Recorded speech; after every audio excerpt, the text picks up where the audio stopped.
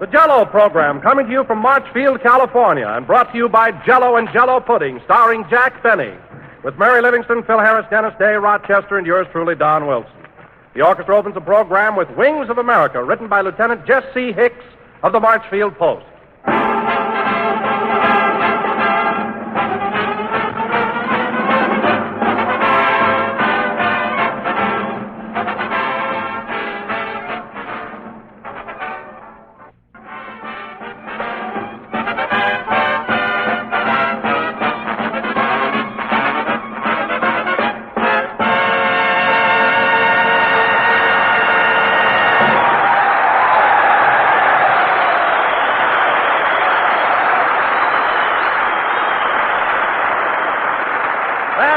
Wings of America, played by the orchestra. And now, ladies and gentlemen, inasmuch as our program today is coming to you from Marchfield, California, it is with great pleasure that I bring you that eminent authority on aviation, Flying Jack Benny.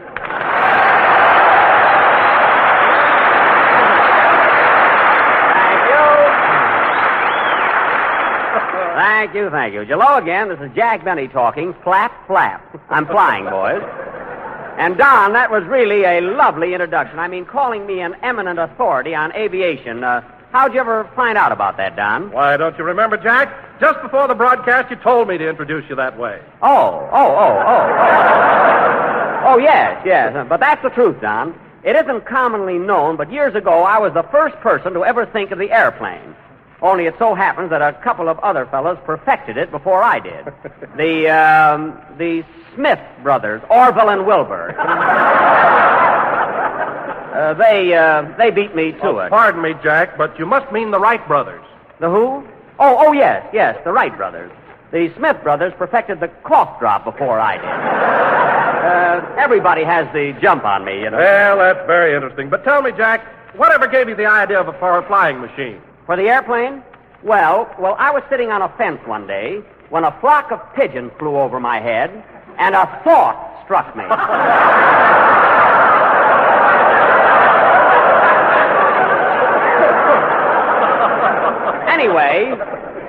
Anyway, I said, if those things can fly, so can Benny. So I made a pair of big canvas wings, tied them onto my bicycle, and rode right off the roof of my father's barn. And what happened? I lit on my head, and I've been a comedian ever since. For a few years, I was quite silly, and then I became sophisticated. But that's what an inventor has to go through. Oh, hello, Mary. Hello, Jack. Hiya, fellas.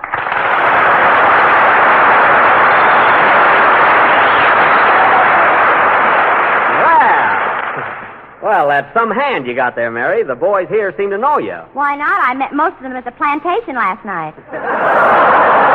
Oh, at the plantation. Oh, yes, that's that nightclub over at Riverside. How'd you happen to be there? Well, I had a date with the cutest soldier. And you know, Jack, he was the most bashful fellow I ever met. What do you mean, bashful? He said as soon as there was a blackout, he was going to kiss me. Well, Mary, as I look out over this sea of faces, I would say that you got the only non-wolf in the outfit.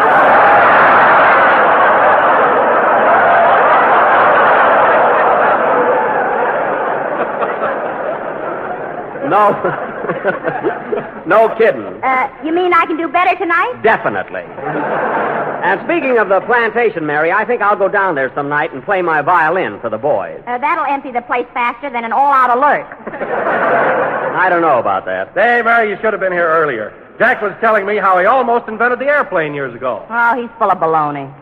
I am, eh? Well, then let me ask you something, sister. Why is it that when I was a kid in Waukegan, everybody called me Flying Jack? Flying Jack? Yes. That's because you used to shoe flies for a blacksmith. I did nothing of the kind. I wish I had a nickel for every horse that kicked you in the face. Oh, yeah? Well, you'd have about 35 cents, Smarty. That's all. And incidentally, those kicks didn't hurt my career as a comedian either. You know, it's amazing how close I... Well, look who's here, if it isn't Piano Teeth. Hiya, Jackson. Well, here I am, fellas. Make Harris happy.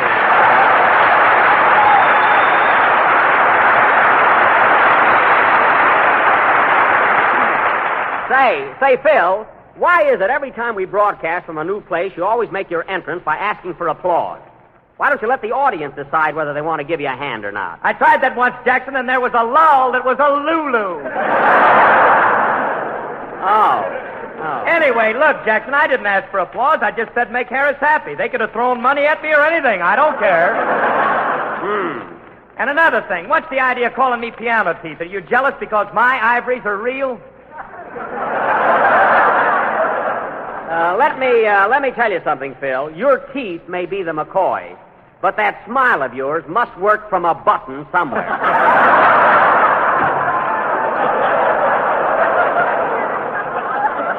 I mean, that can't be on the level. A button? You mean what I lead the band with? That's a baton.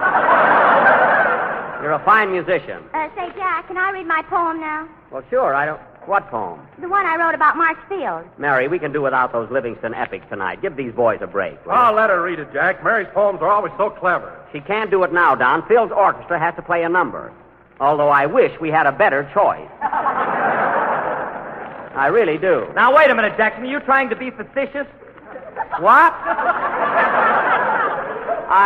I beg your pardon? I said, are you trying to be facetious? What's the matter? Didn't I pronounce it right? I don't know what to say now. I don't know. Phil, I can't understand. Where did you ever get a hold of a word like facetious? Well, I got one of them Webster's under the bridge dictionary.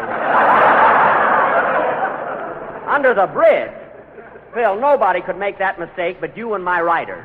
That word is unabridged. Anyway, Phil, let's have your band number. This is war, and we can take it. So go ahead.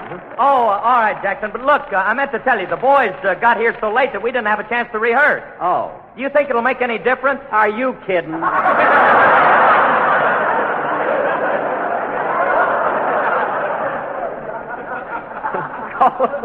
Go ahead, Phil. Hold it. Come in. Mr. Benny, Yes. on behalf of the officers and men of Marchfield, I'd like to present you with this lovely 100-pound bomb. A bomb? Well, thanks, but gee whiz, isn't it liable to go off? Yes, I'll see you around.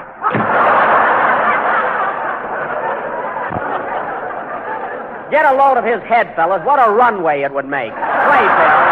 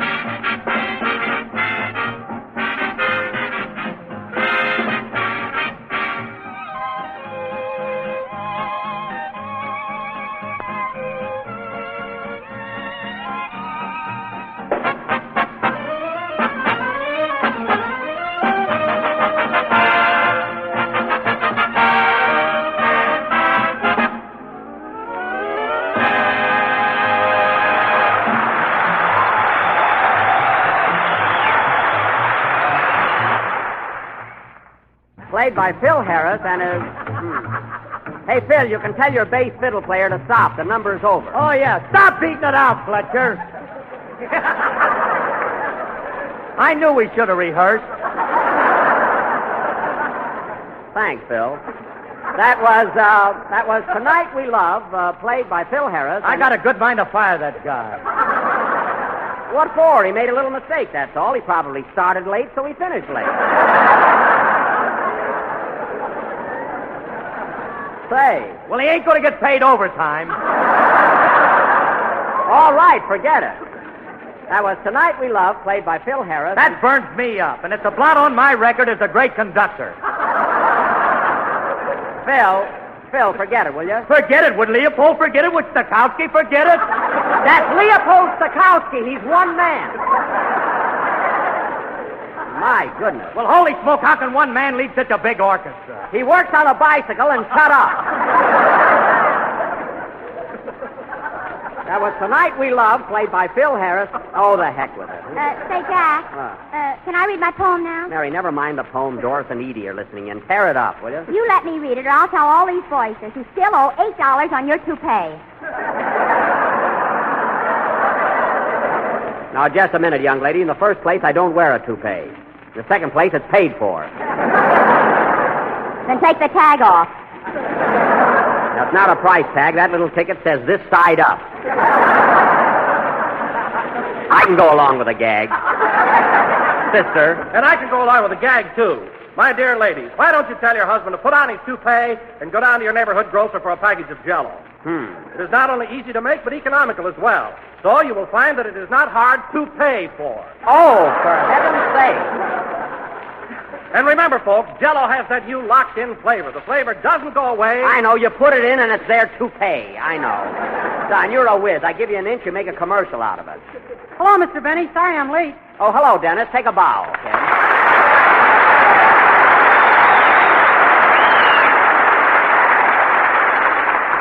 Well, where have you been, kid? What delayed you? Oh, I've been having lots of fun. You know, Mr. Benny, I walked all around the field. You did? Yeah, I was in the hangars and up in the buildings and inside the planes and all over the place. Well. You think I'll ever get my camera back?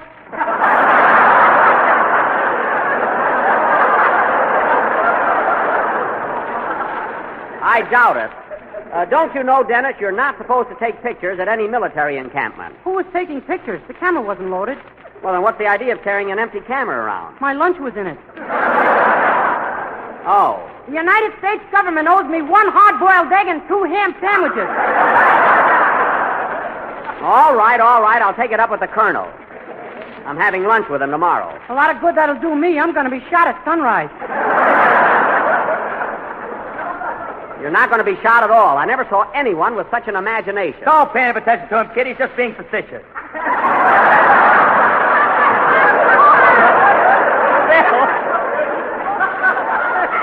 Will you forget about that word?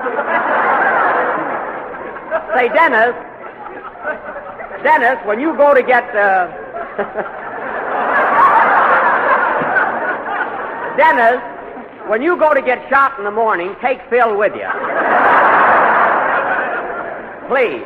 I'd love to, but I don't know if I can bring a friend. Well, try. That's all I ask. And now, ladies and gentlemen. I salute you, old Marshfield, and I really think you're swell. Mary, I warned you. Well, I want to read my poem. Then start it right. What's the title of it? The title? Yes. Not January Field, not February Field, but Marshfield. The trouble with that title, Mary, is it tips off the fact that the poem is going to be putrid. But go ahead with it. I'm going out for a glass of water. Come back here, you coward.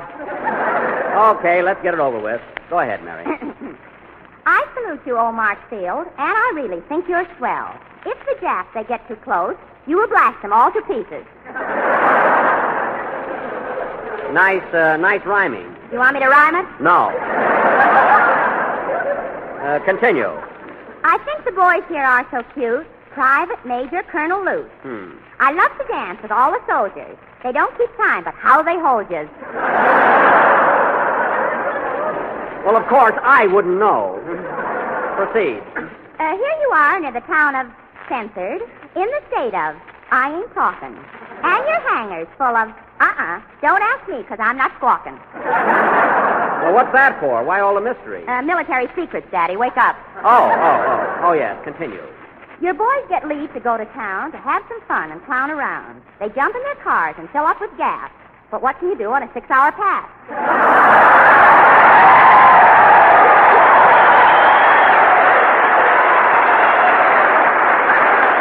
Very good. You ought to stop, Mary, after that big laugh. How about doing your song now, Dennis? Okay. Oh, wait a minute. I'm not through yet. Oh. Last verse coming up. Go ahead. Before I close this lovely poem, I have a word for those at home. Now get this, folks, and keep on trying, because the bonds you buying will keep them flying. The end. Oh, that's very good.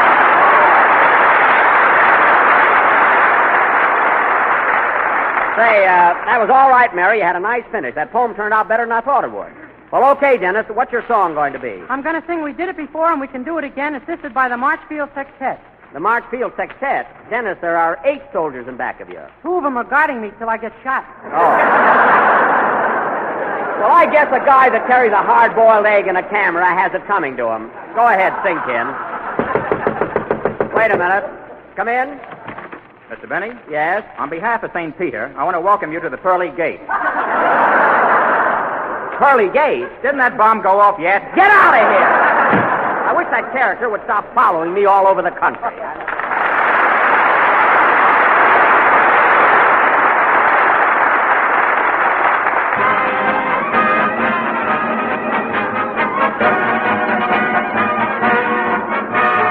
On brave old Army Gate, on brave old Army Gate,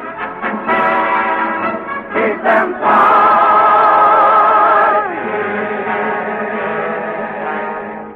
December 7th, 1941, our land of freedom was defied. December 8th, 1941, Uncle Sam replied, we did it before and we can do it again, and we will do it again. We've got a heck of a job to do, but you can bet that we'll see you through. We did it before and we can do it again, and we will do it again. We're one for all and we're all for one. They'll get a licking before we're done. Millions of voices are ringing, singing as we march along. We did it before and we can do it again, and we will do it again. We'll knock them over and then we'll get the guy in back of them. We did it before, we'll do it again. We did it before and we can do it again, and we will do it again. We know we're right and we also know that gangsterism has got to go. We did it before and we can do it again, and we will do it again. We're one for all and we're all for one. They'll get a licking before we're done.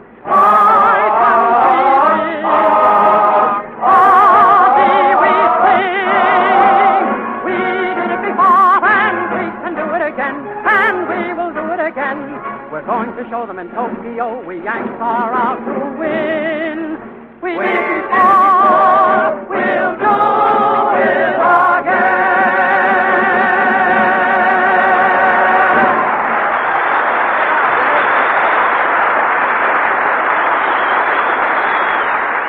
That was We Did It Before from Eddie Cantor's Broadway show Banjo Eye, sung by Dennis Day and the Marchfield Octet. And very good, fellas. Say, Dennis, where did you meet these 8 soldiers? Well, I've got a girl in Riverside, and last night I took her to the plantation. So? What happened to my girl, fellas? Well, that's rich. So these boys took your girl away. Hey, Dennis, is she pretty? No, she's a mess. Every girl you go out with is a mess. Why don't you go out with a pretty girl once in a while? Well, if I can't hang on to a cluck, what chance have I got with a good-looking gal? Well, that makes sense, I guess. But personally, I can't keep company with a girl unless she's really gorgeous. Oh, yeah? Yeah. I have yet to see you out with a dame that didn't sag somewhere.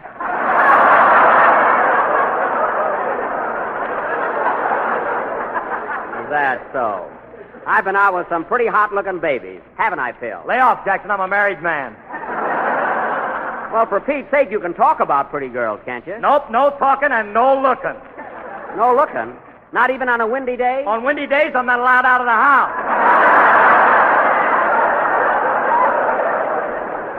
Well, that may be okay with you, but I'd like to see the woman that could dominate me. And now, ladies and gentlemen, Mary, stop looking at me that way. And now, ladies and gentlemen, we have a surprise for you.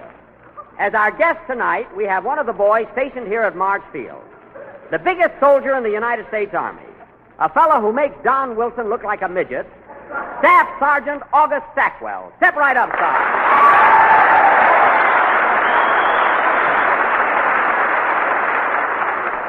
Wow, what a physique. You ought to see him, folks. He looks like Boulder Dam in a khaki uniform. Tell me, Sergeant, how much do you weigh? 407 pounds, not counting lunch. Oh, 407 pounds. Well, Sarge, I want you to meet a fellow we used to think was pretty hefty until you came along. Don Wilson, our announcer. How do you do, Sergeant? Hi, Skinny.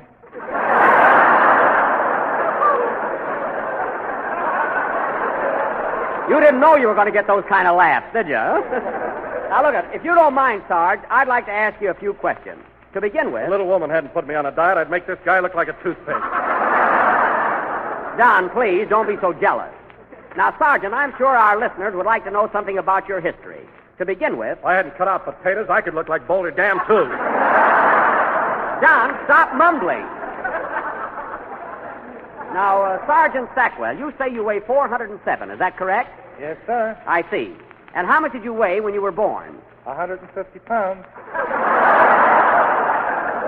That's 15 pounds, Sergeant. 15, Now,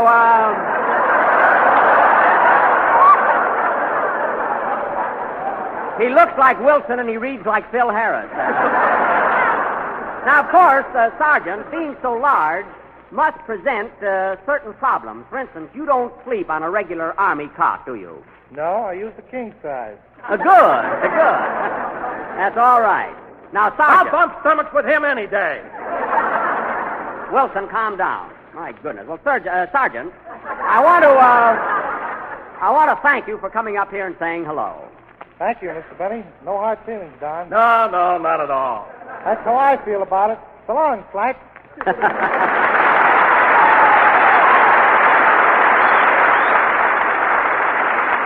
That Stackwell is an awfully nice fella. And, Don, I don't know what's the matter with you today. Andy Devine is much fatter than you are, and you've never been jealous of him. Oh, he wears pads under his clothes. Get wise, will you?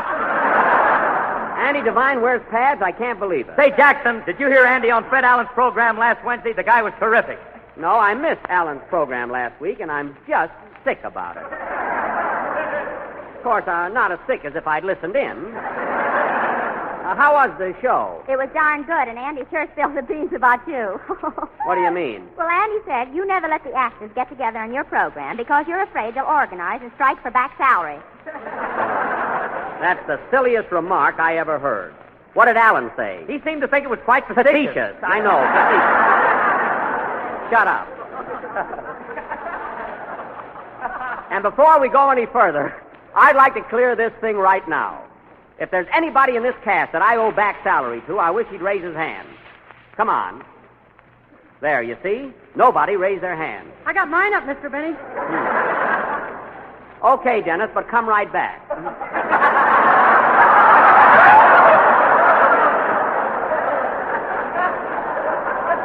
I'm tired of these rumors that Allen started about me. But, Mr. Benny... Never mind. Put your arm down or I'll yank it down.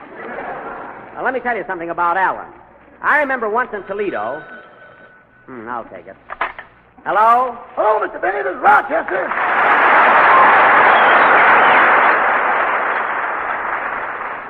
Oh, hello, Rochester. What do you want? I got bad news for you, boss. You'll have to take the Greyhound back to town. Why? Well, here's what happened. I filled up the gas tank this morning and started out from Beverly Hills like you told me to. Am I Maxwell? Huh? It was a beautiful day. The sun peeping over the snow-capped mountains gave one the feeling that all was serene. Rochester, forget the mountains. What happened to my car? Well, I was driving through Ontario when a big truck ahead of me full of oranges suddenly stopped. And what happened? Marmalade.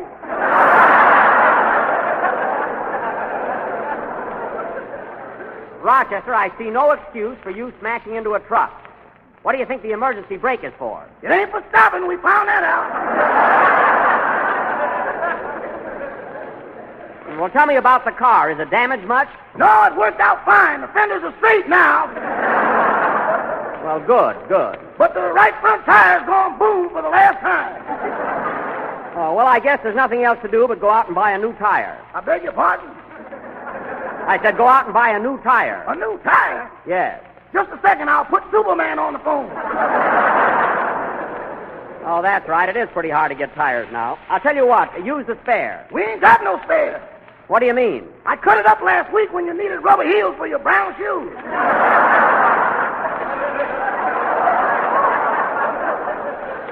Oh, yes, darn it. Well, look, Rochester, I'll ride back to town with Mr. Harris and the boys in their bus. Meanwhile, you stay with the Maxwells. You mean for the duration?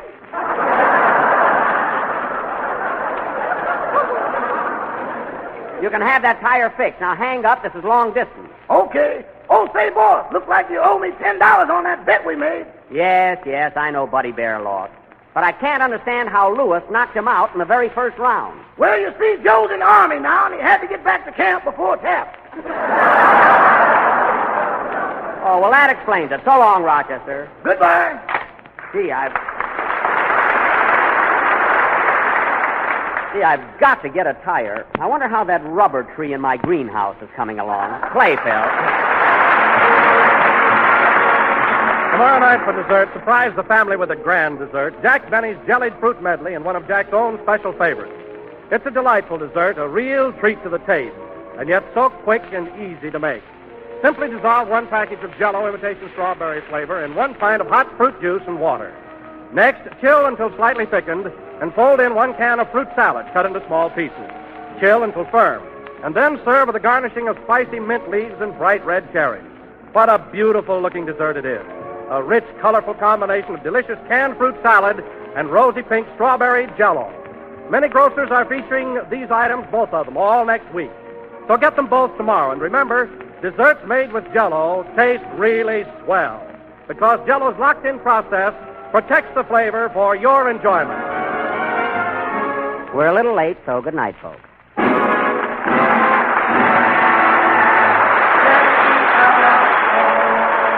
This broadcast was presented for the entertainment of the personnel of March Field and does not constitute a commercial product endorsement by the War Department.